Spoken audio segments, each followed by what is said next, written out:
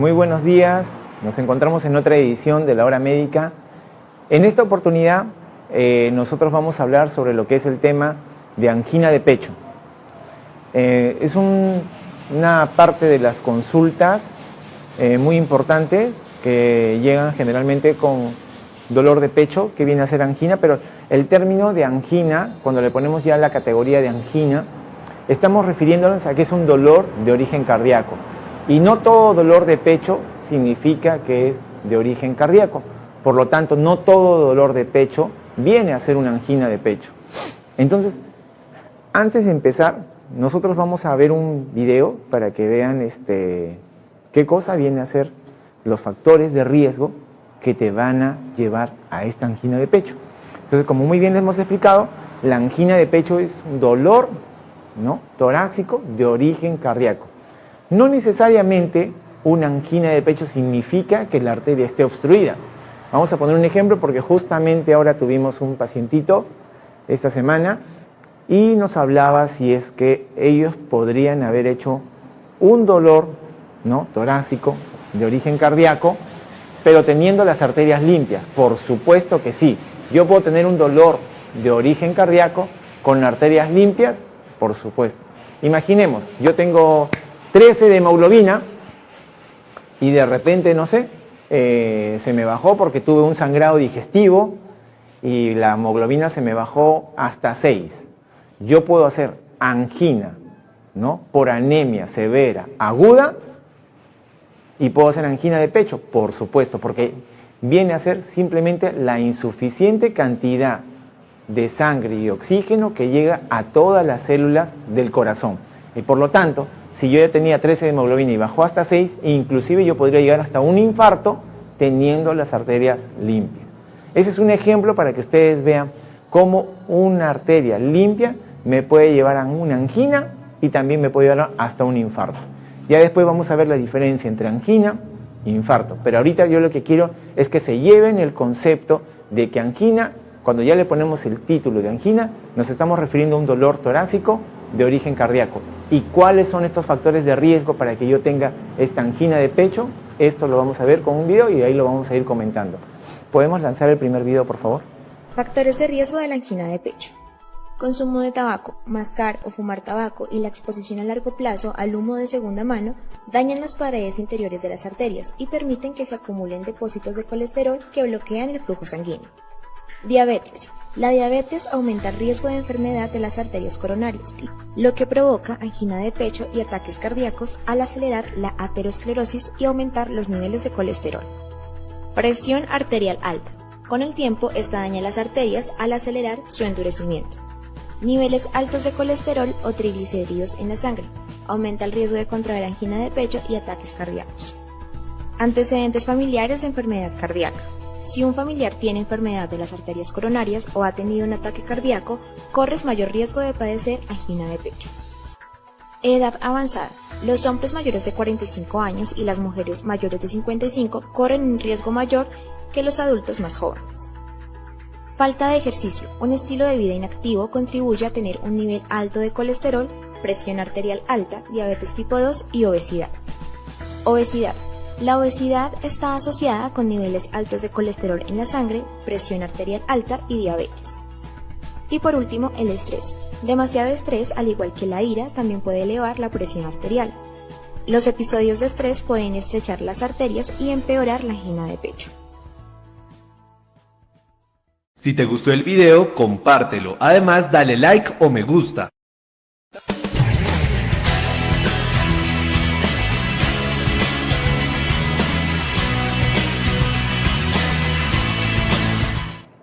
Como podemos haber visto, dentro de los factores de riesgo coronario para que nos lleguen a producir esta angina de pecho, tenemos como primero el tabaco. El tabaco, el fumar cigarro. Hemos dicho que no solamente como un fumador activo, sino también la gente que es fumadora pasiva, también tiene el mismo nivel de riesgo. Entonces hay que tener mucho cuidado con eso. El tabaco es una de las enfermedades más agresivas para que afecte todas las arterias del corazón. Es uno de los principales enemigos de las arterias del corazón. Entonces, en segundo lugar tenemos la diabetes.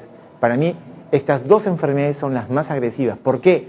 Porque a diferencia de la arteria, de la presión arterial y a diferencia del colesterol, no te van a producir en la arteria una lesión única, que sí suelen producir estas, sino te empiezan a producir lesiones como si fuera un rosario.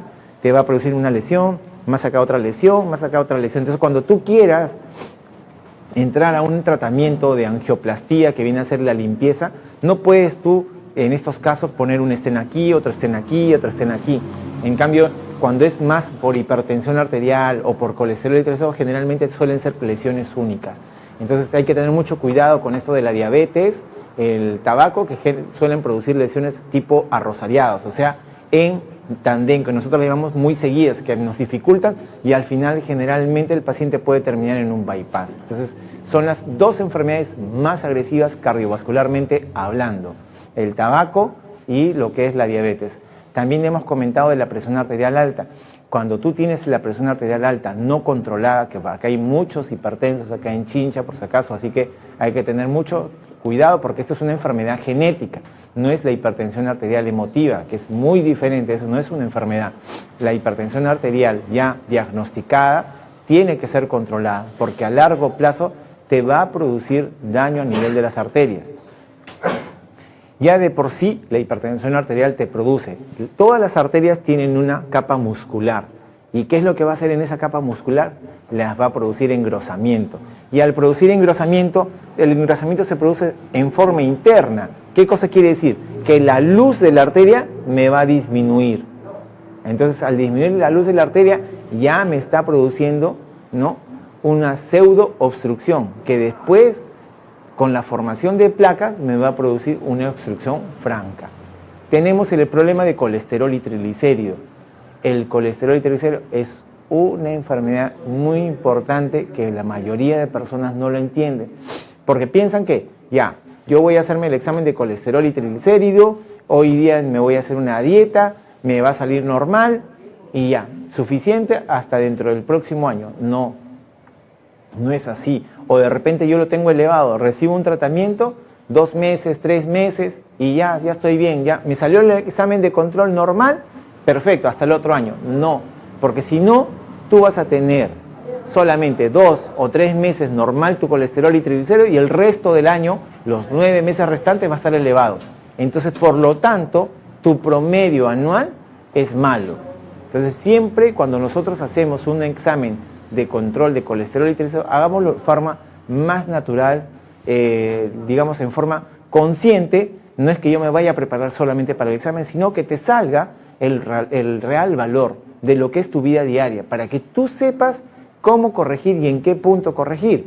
Porque si yo me preparo para este examen y después hago dieta, ¿no?, que normalmente no lo hago en forma habitual, y me preparo para ese examen, y después del examen que yo veo que me sale bien, vuelvo a comer como si yo quisiera pues todo tipo de comida, y esa es mi alimentación habitual, entonces yo mismo me estoy engañando.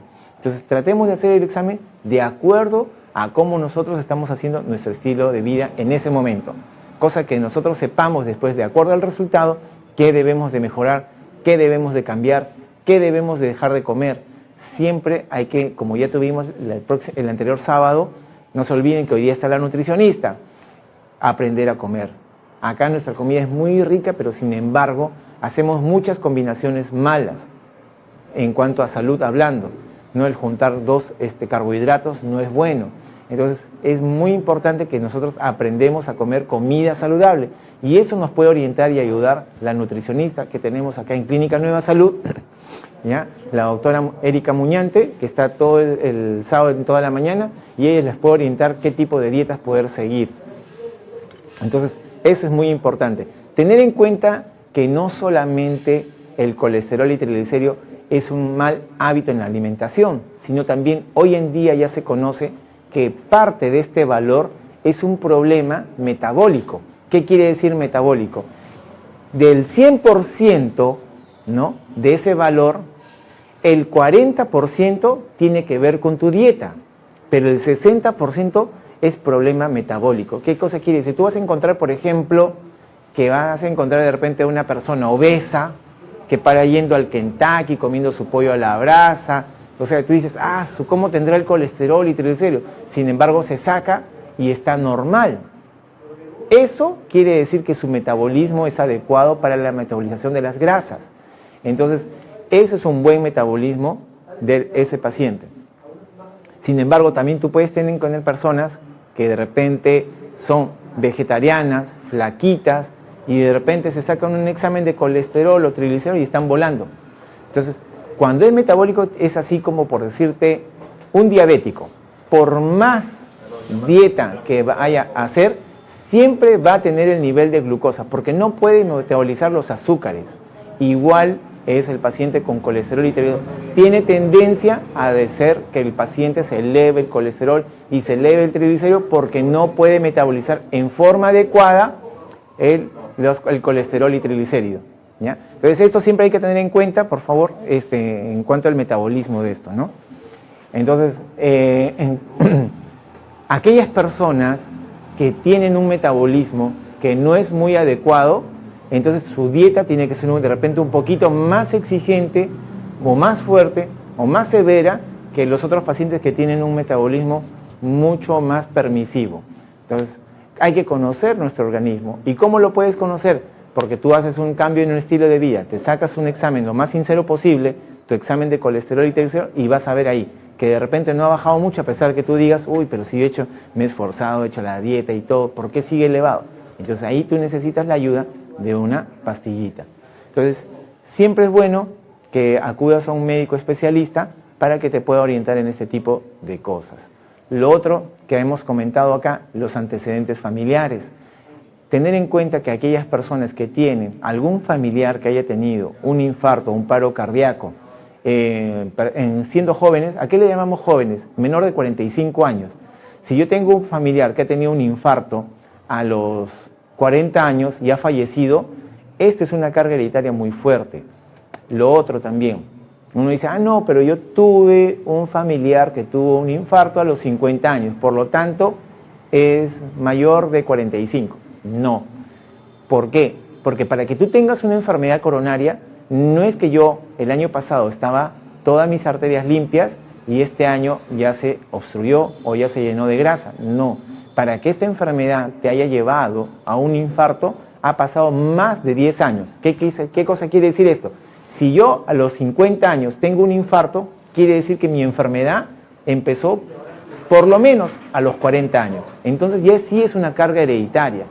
Entonces, aquella persona que tuvo un infarto a los 30 años, esta enfermedad debe haber empezado a los 20 años. Que si yo le hubiera hecho un examen a los 25 años, le hubiera encontrado las arterias obstruidas.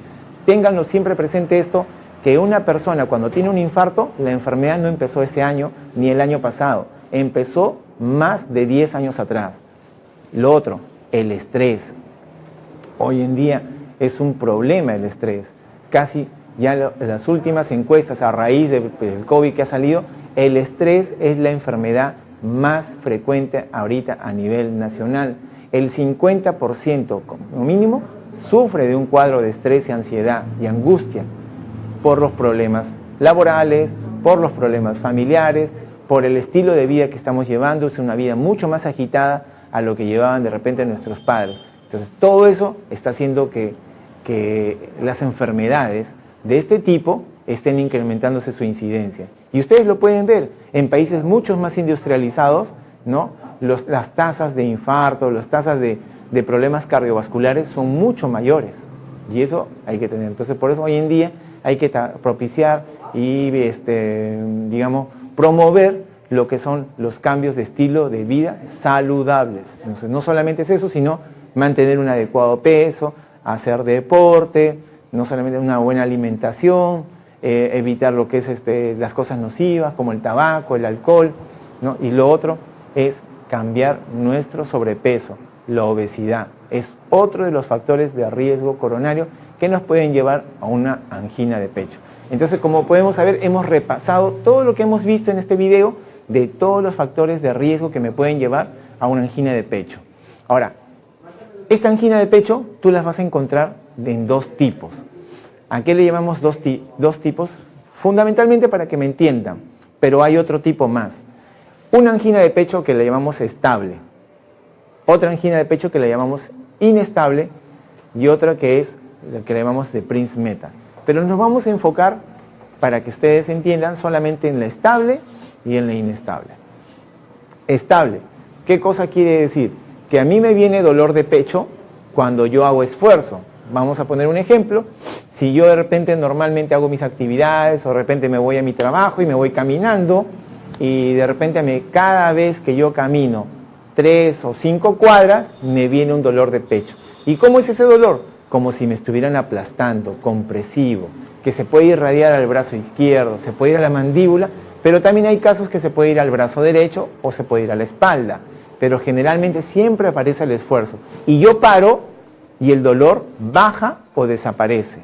Entonces, esos son cuadros, ¿no?, de angina de pecho, y generalmente el tiempo de dolor va a determinar de qué tanto yo lo vaya esforzando, ¿no? Entonces, eso es una angina de pecho estable.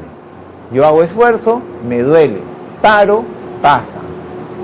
Y la angina de pecho inestable, ¿qué cosa viene a hacer? Esta es una aparición de dolor de pecho a mínimos esfuerzos o en reposo. ¿Qué cosa quiere decir? De repente yo, no sé, bajo las gradas y ya me viene dolor de pecho.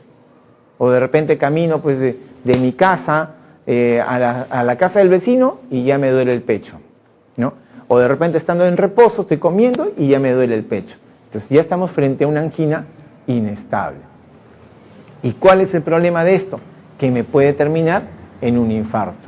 O sea, si yo hiciera la secuencia angina de pecho estable, siguiente fase, angina de pecho inestable y la última, infarto. Entonces de ahí nomás ya estamos sacando cuál es la diferencia entre la angina y el infarto. Entonces vamos a ver unas imágenes. A ver, pasamos al siguiente video o imagen que tengamos. ¿En qué se diferencia entonces una angina de pecho y un infarto de miocardio?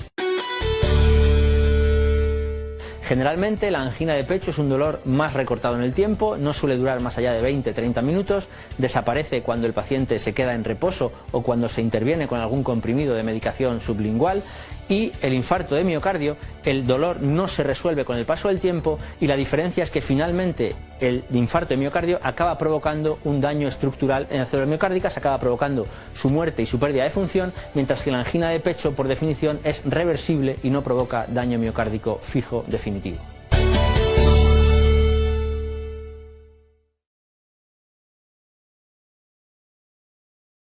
Entonces acá podemos ver la diferencia entre angina de pecho y el infarto. Entonces, como yo les he hecho la secuencia, angina de pecho estable, angina de pecho inestable y terminamos en infarto. La angina de pecho simplemente es dolor y no se ha producido muerte de células cardíacas.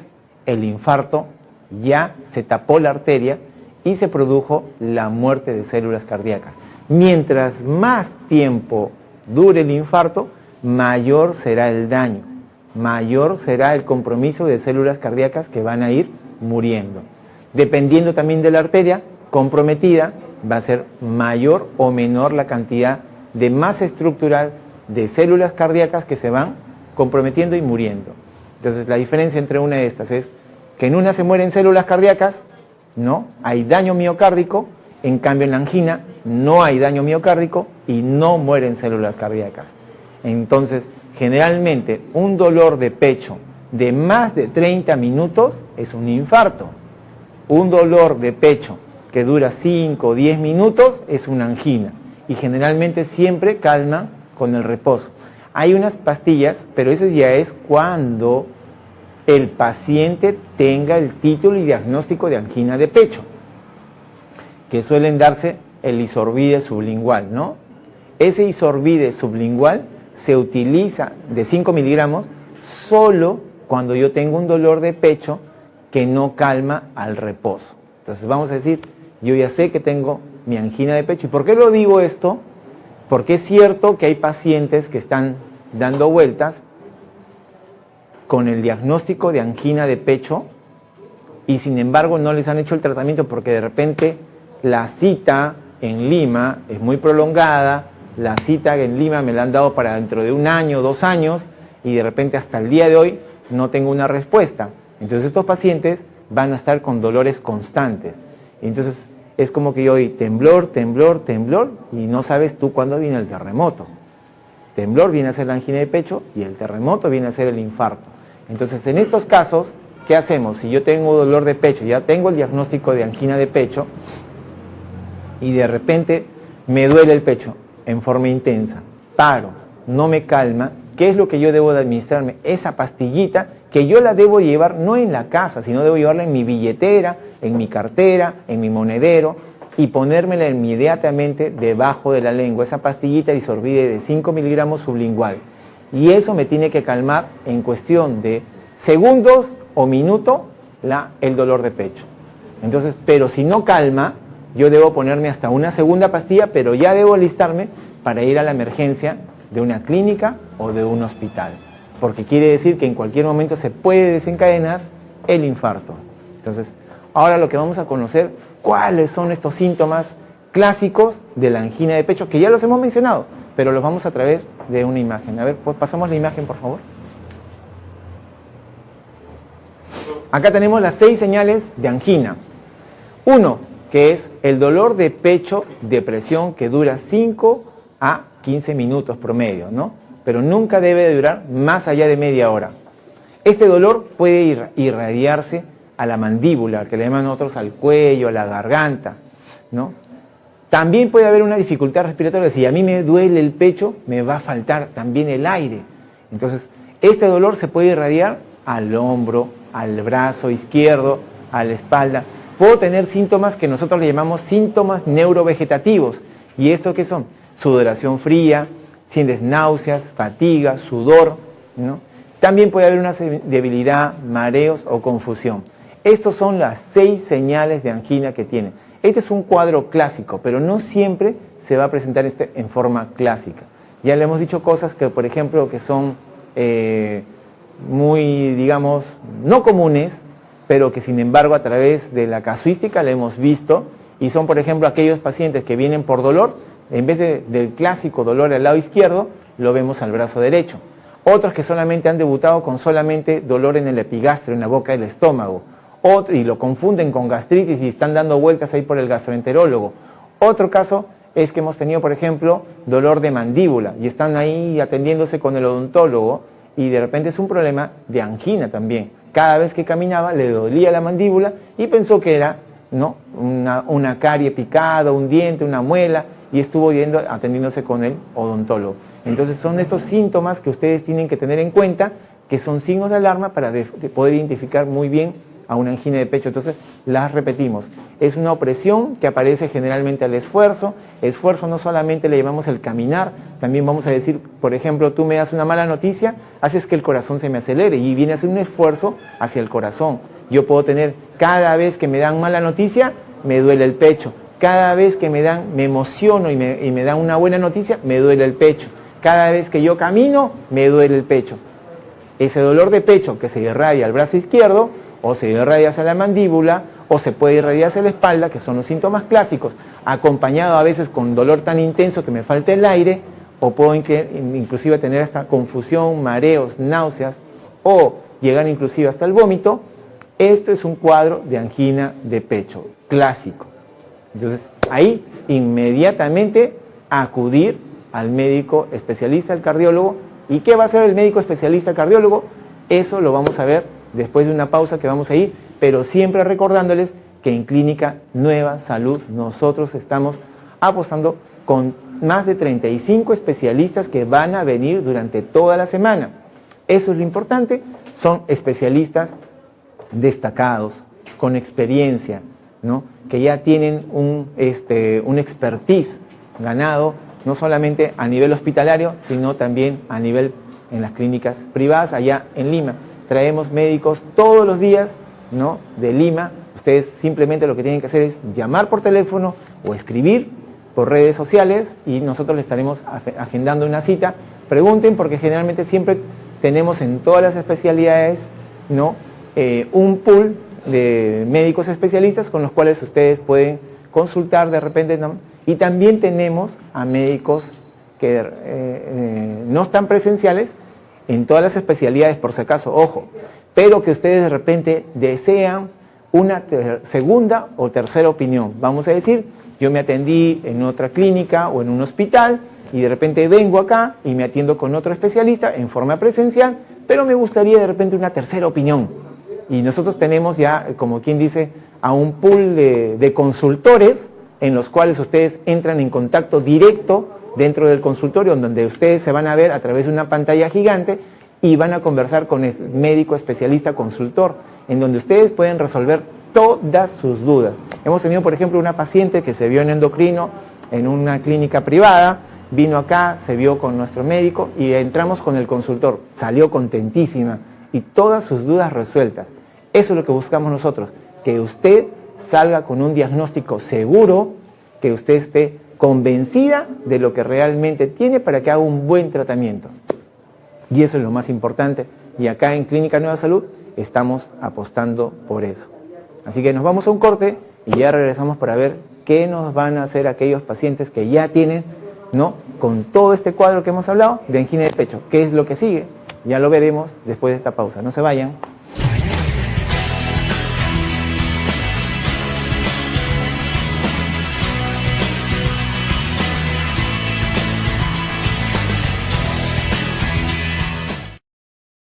Entonces, lo que vamos a hablar ahora son qué hacemos ahora con el paciente que sospechamos, porque hasta ahora no hemos hecho el diagnóstico, sino ya tenemos factores de riesgo coronario conversados con el paciente, tenemos todo el cuadro clínico que nos está manifestando el paciente. Entonces ahora viene a la consulta, ¿cuál es el plan de trabajo que hacemos con el paciente con sospecha de angina de pecho? Lo primero que siempre se hace es un electrocardiograma. Y en el electrocardiograma, ¿qué nos va a salir? Nada. ¿Por qué? Porque no hay infarto. Tú solamente en el electrocardiograma vas a ver cuando hay una obstrucción de una arteria, es decir, un infarto. Y en una angina de pecho, no vas a ver absolutamente nada. ¿Qué te va a salir en el electrocardiograma? Electrocardiograma dentro de límites normales. Pero yo puedo tener obstrucción de arteria, por supuesto. Entonces, el electrocardiograma no sirve para hacer diagnóstico de angina de pecho. Así que ya saben, porque la gran mayoría está ahí dando vueltas con el diagnóstico de angina de pecho y le decimos, ¿y qué examen te han hecho? Ah, un electro, y me han dicho que ahí está obstruido. Mentira, ahí no sale nada, no sale. Segundo, pasan a hacer una ecografía del corazón. Entonces, la ecografía del corazón, que es el ecocardiograma Doppler color, ¿qué cosa me va a evaluar? La función cardíaca, el tamaño del corazón, cómo está en el grosor de las paredes, cómo está la relajación, cómo están las válvulas. Pregunto, ¿ahí va a salir si yo tengo angina de pecho? No sale. Entonces, segundo examen, que no sale, pero está dentro del protocolo hacerlo, por supuesto que sí. ¿Por qué? Porque si yo tengo angina de pecho, ¿puede ser que yo haya tenido un infarto y no me haya dado cuenta? Sí. Generalmente, ¿quiénes ves tú pacientes que tienen infarto silentes? Es decir, silenciosos y no me di cuenta. Y de repente fueron infartos tan chiquitos que pasaron en forma desapercibida porque no me causó mayor compromiso funcional. Entonces, esos pacientes tú los vas a ver en los pacientes geriátricos y diabéticos. Entonces, ¿está bien que te pidan el ecocardiograma? Sí, pero no te va a hacer el diagnóstico de angina de pecho, ojo. Entonces, muchos pacientes están con el electrocardiograma, con el ecocardiograma, y dicen, sí, me han detectado que tengo problema coronario, y tu receta es como si tuviera obstrucción de arteria. ¿Y qué examen, señor, le han hecho para diagnosticar? Ah, me han hecho esto y esto. Con eso no tienes diagnóstico de obstrucción de arteria. Con eso no puedes hacer diagnóstico de angina de pecho, ni con el electro ni con el ecocardiograma. Entonces, ¿con qué examen yo hago diagnóstico de angina de pecho? Con la prueba de esfuerzo. Con la prueba de esfuerzo. Entonces, yo tengo mi electrocardiograma normal, que es lo que sale en la primera toma de la prueba de esfuerzo, y empiezo a caminar, porque es el protocolo que va subiendo la pendiente y va aumentando la velocidad en forma progresiva, pero está siendo totalmente monitorizado en forma permanente el paciente en la pantalla. Entonces, en ese momento, de repente, el paciente empieza a sentir dolor de pecho. y se va a ver cambios electrocardiográficos en forma simultánea. Ese es el examen para hacer diagnóstico de angina de pecho, porque estamos hablando que es un dolor de origen cardíaco. Entonces, cuando ya lo tienes identificado, ya lo tienes diagnosticado, ya con la prueba de esfuerzo. Pero a veces de repente hay pacientes que de repente no caminan mucho o tienen artrosis y no se les puede hacer la prueba de esfuerzo. ¿Qué hacemos en estos casos? O de repente es un paciente diabético que le amputaron una pierna. ¿Cómo hacemos el diagnóstico de angina de pecho si no puede hacer una prueba de esfuerzo? Tenemos otros exámenes, por supuesto, que es una tomografía coronaria, un TEM de coronarias. Pero para nosotros poder hacer un TEM de coronarias necesitamos un tomógrafo que tenga de 64 cortes para arriba. Aquellos tomógrafos que tienen 16 cortes, 32 cortes, no te pueden hacer un TEM de coronarias, que es para medir y ver si ya tienes las arterias del corazón obstruidas. Así que ya saben, tomografía de 64 cortes para arriba y que tengan el software, como decir el programa, para ver arterias del corazón.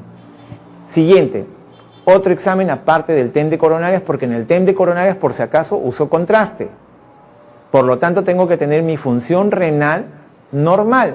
¿Qué pasaría si ya yo decidí que no puedo hacer la prueba de esfuerzo porque de repente estaba amputado la pierna o de repente tengo artrosis y no puedo caminar, pero tengo problemas de insuficiencia renal? Entonces, ¿me pueden hacer este examen? No, porque te voy a crear un problema o te lo voy a empeorar tu problema de insuficiencia renal porque voy a utilizar contraste y te lo voy a golpear el riñón. Entonces, ¿tengo otros exámenes para poder hacer? Por supuesto que sí. Tenemos, por ejemplo, la perfusión miocárdica, ¿no? Que ahí no utiliza sustancias de contraste, sino utiliza sustancias radioactivas que son inocuas para el riñón, es decir, no hacen daño al riñón. Y con eso yo puedo evaluar y ver si tengo obstrucción de las arterias, por supuesto. Ese se llama perfusión miocárdica. Con la perfusión miocárdica yo puedo diagnosticar también arterias obstruidas, exacto. Entonces, ven, tenemos una serie de arsenal de exámenes para poder diagnosticar en forma adecuada cuál es el diagnóstico de una perfusión, de un cuadro de angina de pecho. Entonces tenemos electrocardiograma, que no sale nada, ecocardiograma, que no sale nada, prueba de esfuerzo, primer examen, que sí puede salirte positivo si tienes angina de pecho. 2, TEM de coronarias, que sí puede salir positivo si tienes angina de pecho. 3, perfusión miocárdica, que sí puede salir si tienes, ¿no?, las arterias tapadas. ¿Hay otro examen más? Por supuesto que hay el ecoestrés. Es una ecografía, es un ecocardiograma estimulado hasta que el corazón se acelere a través de un medicamento. Generalmente el ecoestrés utilizamos un medicamento que se llama dobutamina. Entonces hacemos que el corazón le pasamos por vía endovenosa totalmente monitorizado al paciente y vamos viendo cómo se comportan las paredes y el trazado electrocardiográfico del paciente. Y entonces lo vamos estimulando y acelerando el corazón en forma progresiva. Y cuando ya vemos que el paciente empieza a deteriorarse el electrocardiograma o las paredes empiezan a dejar de moverse en determinado lado, paramos porque ya sabemos que hay una obstrucción de la arteria que irriga ese determinado segmento. Miren cuántos exámenes nosotros tenemos entonces en realidad: el ecoestrés, la perfusión miocárdica, el TEM de coronarias y la prueba de esfuerzo. Todos esos exámenes para poder hacer diagnóstico de angina de pecho. ¿Y qué hacemos una vez que tenemos el diagnóstico de angina de pecho? En realidad, examen positivo para angina de pecho es igual a cateterismo cardíaco. Es igual a cateterismo cardíaco. Que te hayan dicho, no, que te voy a dar un tratamiento, toma las pastillas, con eso te vas a mejorar, te vas a aliviar, mentira. No es así.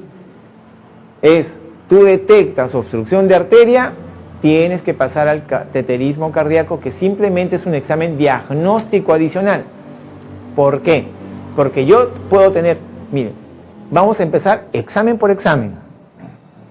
Prueba de esfuerzo positiva, solamente te sale o positiva o negativa, porque no vamos a hablar de no concluyente. No concluyente significa pasar a otro examen. Si es negativo, no haces más.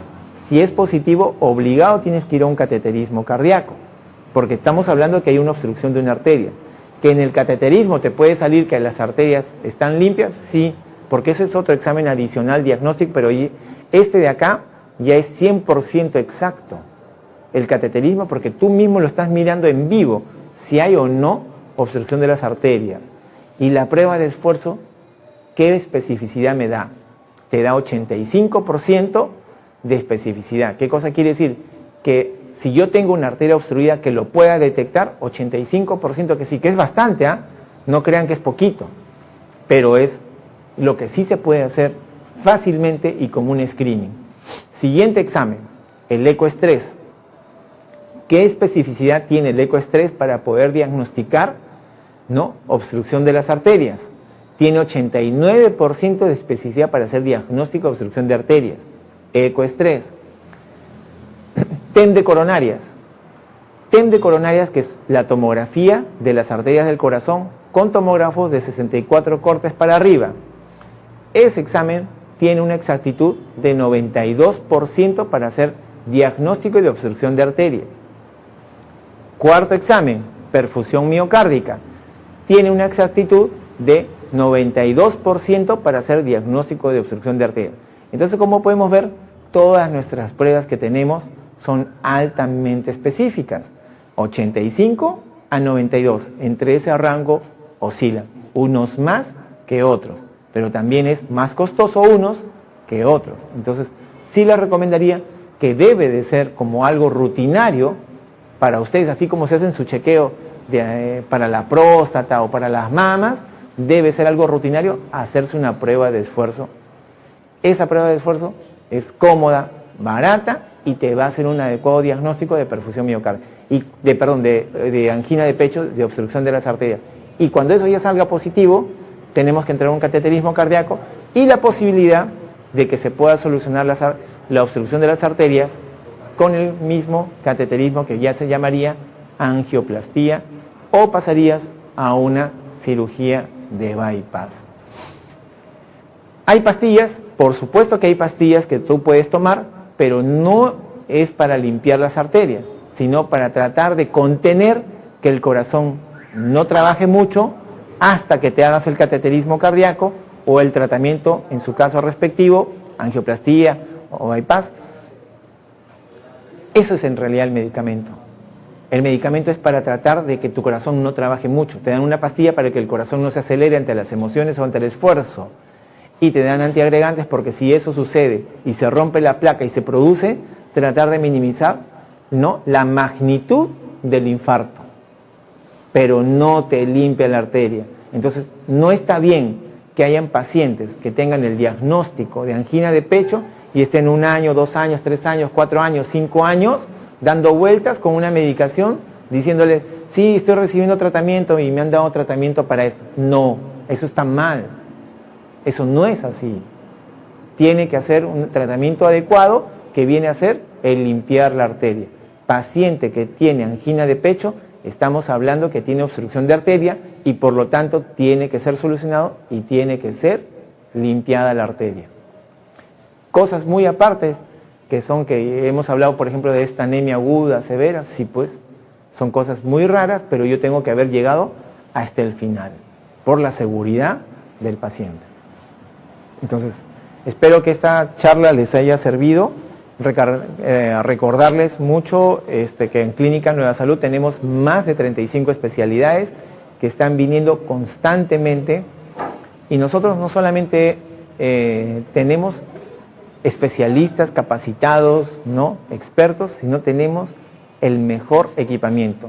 Por ejemplo, en esta oportunidad vamos a ver una entrevista que le hemos hecho al reumatólogo, al doctor Julio Serna, y en realidad nosotros contamos con un staff, ¿no?, de reumatólogos, o sea, que está el doctor Julio Serna, la doctora Cabrejos, en los cuales ustedes pueden consultar. Y lo más importante, que nosotros contamos con la unidad de reumatología. ¿Y qué cosa es la unidad? Para que tú hables de una unidad reumatológica, ¿qué es lo que tienes que tener? Aparte del médico, porque vamos a decir un ejemplo, yo voy a decir, yo soy una unidad cardiológica. ¿Y qué soy yo? solamente el cardiólogo? ¿Qué puedo hacer yo como cardiólogo si no tengo nada? ¿Con mi estetoscopio acaso te puedo diagnosticar todo? ¿Puedo ver si tienes obstrucciones de arterias? No, hoy en día necesitas pues tu electrocardiograma, necesitas tu ecocardiograma. Y hemos hablado hoy día que con estos dos exámenes ni siquiera diagnosticas tu angina de pecho, obstrucción de arteria. Entonces, ¿qué más necesitas para decir que tengo una unidad cardiológica? Prueba de esfuerzo, Holter, mapa, ¿no? Y una unidad de marcapaso y de intervención. ¿Lo tienes? Si lo tienes, hablamos de unidad cardiológica. Y todo eso lo tenemos en Clínica Nueva Salud. Si tú vienes con un bloqueo, yo tengo un marcapaso transitorio y te lo coloco. Si tú necesitas un marcapaso, tengo una unidad de intervención y te lo coloco.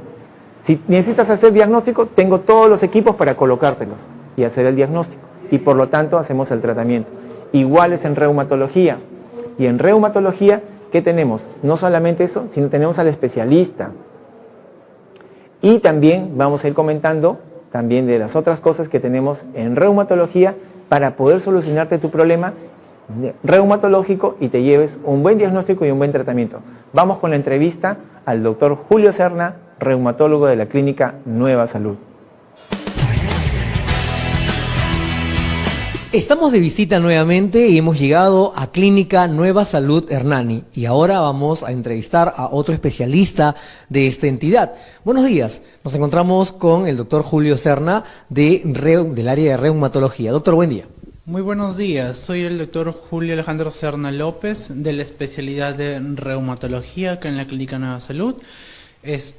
Bueno, primero que todo agradecer la entrevista que están realizando y comentarles de que somos un servicio especializado, ¿no? Específicamente contamos con un staff, no es solamente un solo profesional en esta área de reumatología, ¿no? Y que estamos perennes al servicio de la comunidad acá en Chincha, ¿no?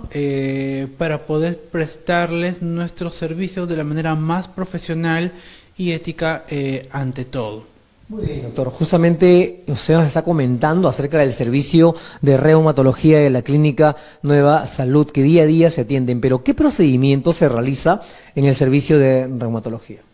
En el servicio de reumatología, los procedimientos que realizamos principalmente son las infiltraciones, ya sea a nivel articular o a nivel extraarticular. Cuando nos referimos a nivel extraarticular puede ser, generalmente son tendones, fascias, ¿no? Según el área comprometida, ¿no? Es lo que realizamos principalmente como servicio de reumatología, pero no solamente nos buscamos eso, sino también utilizamos los equipos que acá presentamos, dentro de ellos estudios de ecografía para poder diagnosticar para ayudarnos al diagnóstico de algún tipo de tendinitis o algún tipo de entesitis que se refiere al área de inserción del tendón, así como también sinovitis, me refiero a la acumulación de líquido a nivel articular, ¿no? A nivel de las distintas articulaciones. Entonces, uno de ellos, como les comenté, es la infiltración, el otro son las artrocentesis,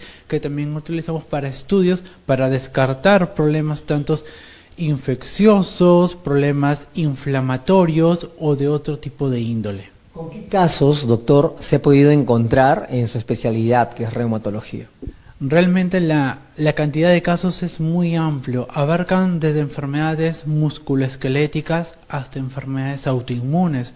Dentro de las enfermedades musculoesqueléticas lo que más tenemos son problemas musculares, problemas de tendones, tendinitis, así como también osteoporosis, que son problemas muy frecuentes acá dentro de la consulta y que hemos resuelto con bastante éxito.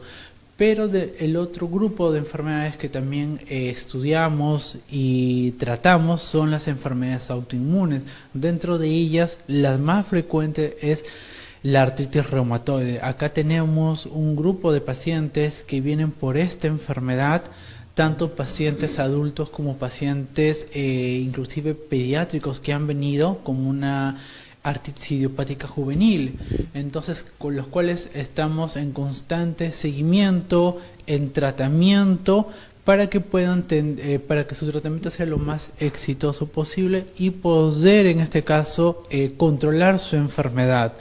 Pero no solamente es la única enfermedad autoinmune que tratamos, también podemos tratar lo que es lupus eritematoso sistémico, las espondiloartropatías,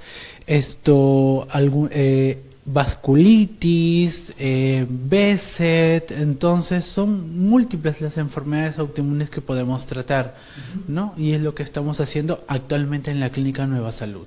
Doctor, y por ejemplo, ¿cuáles son los síntomas de alerta en el cual un paciente debería de hacerse la consulta en reumatología? Todo paciente que tuviera un dolor articular, ¿no?, debería hacerse evaluar por el especialista.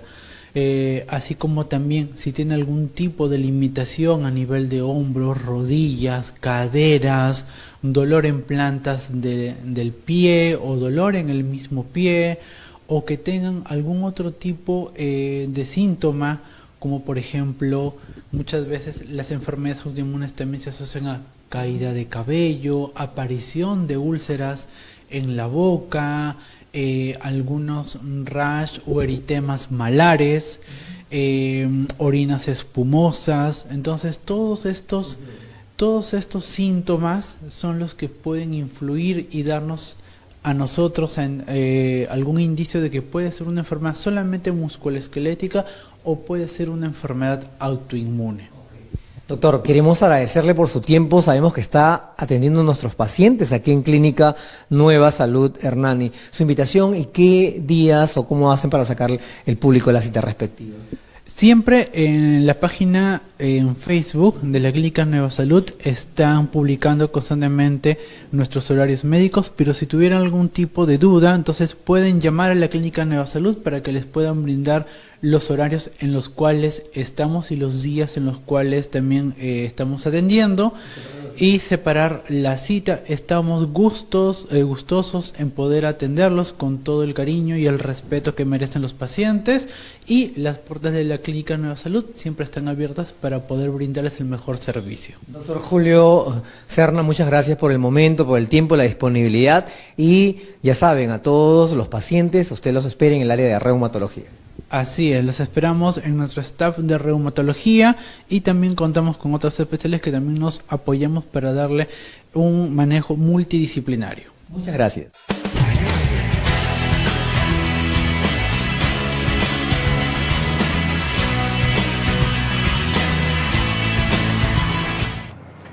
Bueno, acaban de ver la entrevista al doctor Julio Serna, reumatólogo que viene de Lima, de la Clínica Nueva Salud. Pertenece al staff de Clínica Nueva Salud de reumatólogos. Tenemos al doctor Julio Serna, como le acabamos de mencionar, y la doctora Cabrejos, Violeta Cabrejos. Entonces, ¿a qué le llamamos unidad?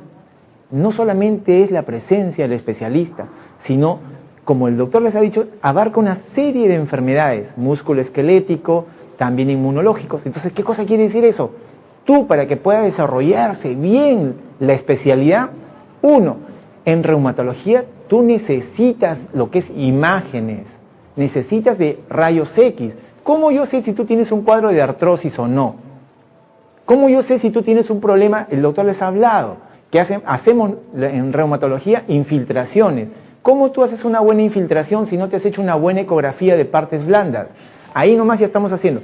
¿Cómo haces tú el diagnóstico de osteoporosis si no te has hecho una densitometría ósea?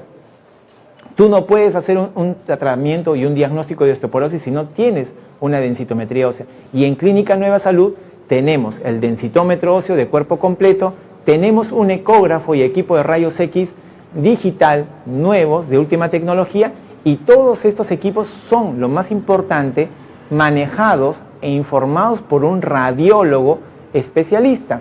Y eso es lo que ustedes tienen que buscar.